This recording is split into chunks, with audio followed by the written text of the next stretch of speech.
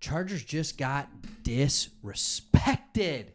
They just got disrespected. And I want to talk about it because, look, one of the reasons we started this channel like 4 months ago, I mean, obviously, we're following Harbaugh. If you don't know our story, we live in Michigan. We've been watching the Chargers from afar, and we thought it was a perfect fit for Harbaugh to go to, and then he did. We're Michigan fans. We naturally love Harbaugh. We can give you a good perspective into who he is as a coach, as a person, but also we can give you a fair, honest assessment of the Chargers roster. And Pro Football Focus just came out and rated the did you see what I just did there? I almost said San Diego Chargers. And for some of you listening to this, they will forever be the San Diego Chargers. But the Bolts, how about that? Can we just say that? All right, the Bolts as the number 26 roster in the NFL. So just pause. Just pause for a second. Do you agree? Are they that bad? What record do you have them at? I know when I did the record thing, I think I had them at 10-7. That doesn't seem like a roster that's ranked number 26 in the NFL. But they gave some reasons for it. So let's read real quick here, and then we'll actually jump into it, see what teams are above, see what teams are below, and see how fair it is. Here's what they said. They said, while Justin Herbert's passing ability and the addition of Jim Harbaugh as head coach will cover up a lot of the problems, this team is too thin at many key positions to be considered a serious threat in the AFC. The Chargers do have one of the easiest schedules in terms of 2023 records, but they don't appear to have the firepower to take full advantage of that. Is that a fair statement? I'll leave it up there. Is that a fair statement? I do agree that Herbert's passing ability is going to help keep them afloat and cover up a lot of problems. I think he'll help cover up the wide receiver room.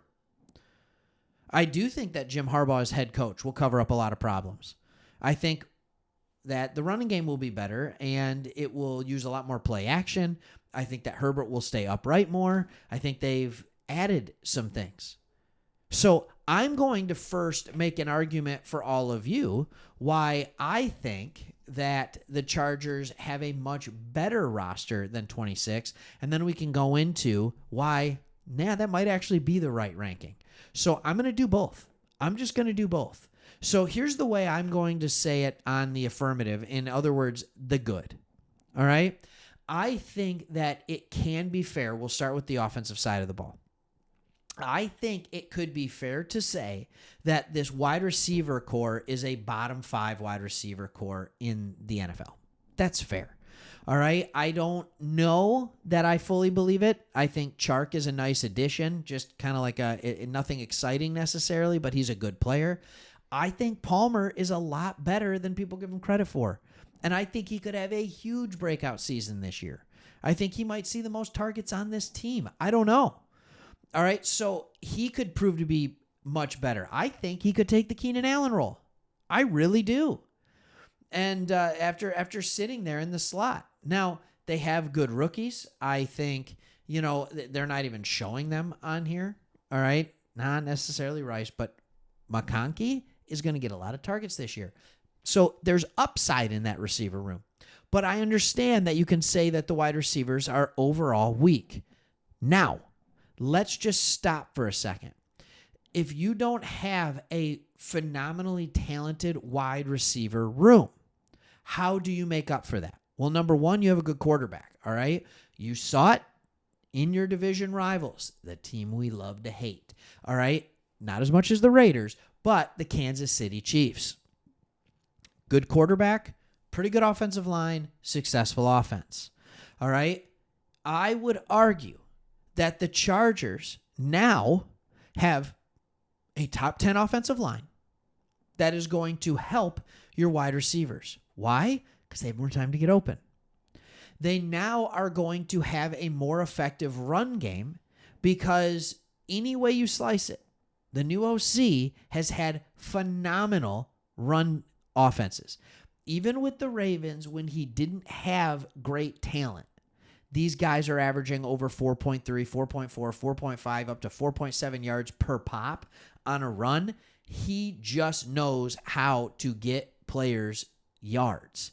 So You don't need to have all these deep threats. You don't need to have all this crazy stuff. You just need to have good enough wide receivers. That's why the offense can be better.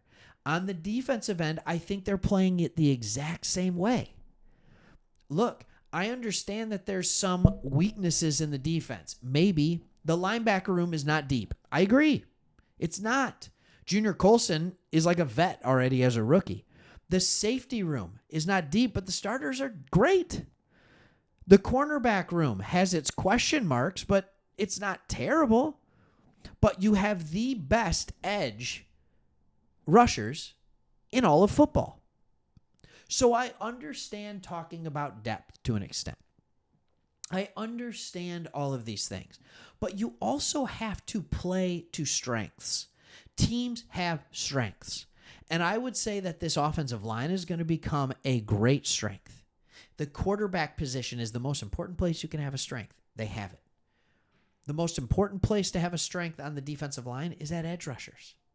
So they have strengths in all the right areas. All the right areas. So that's why I think this team is much better than 26th. So how do we argue that they're not?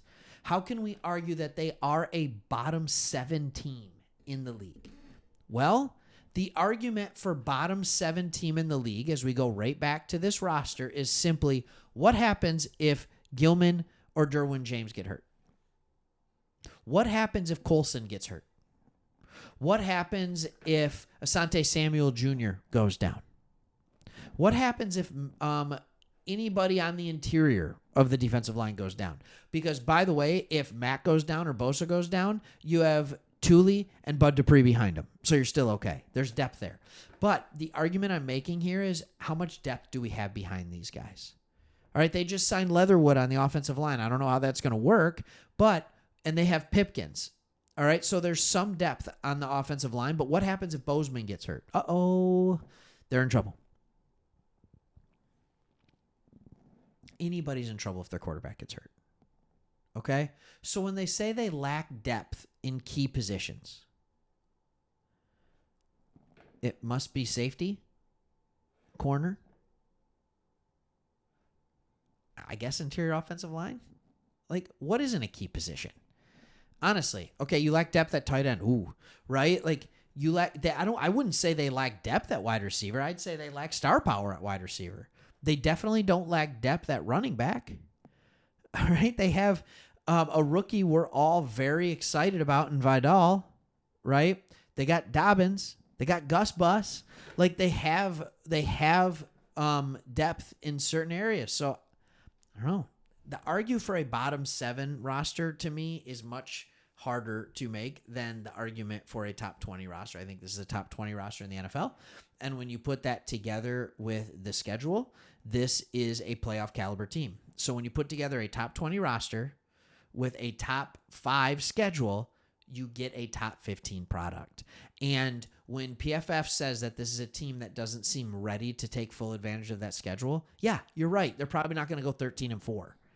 But I think they're going to go 10-7. They're going to go 9-8. They're going to start the rebuild. They're going to get better. And what a lot of people forget is even with what they had last year, even with the dysfunction with Staley as the coach, as long as Justin Herbert played, they were in the game against anybody, no matter how talented.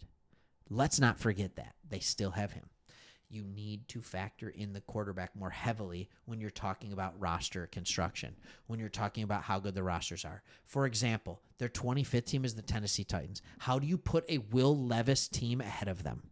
All right, 27 is Jaden Daniels. 28 is Arizona Cardinals and Kyler Murray. Jaden Daniels is the Commanders, by the way. The Patriots are 29, rookie quarterback.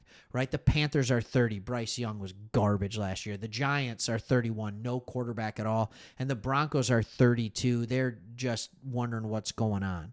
Right, like nobody else back there has a quarterback that's good. 24 is the New Orleans Saints. They don't know what they're doing at quarterback. 23 is the Raiders. They don't know what they're doing at quarterback. What are they doing? 22 is the Colts, unproven at quarterback. 21, Minnesota Vikings, rookie at quarterback. Like all these teams, 20, Chicago Bears, rookie at quarterback. Everybody in the bottom 12 teams in this list doesn't have a quarterback except the Chargers.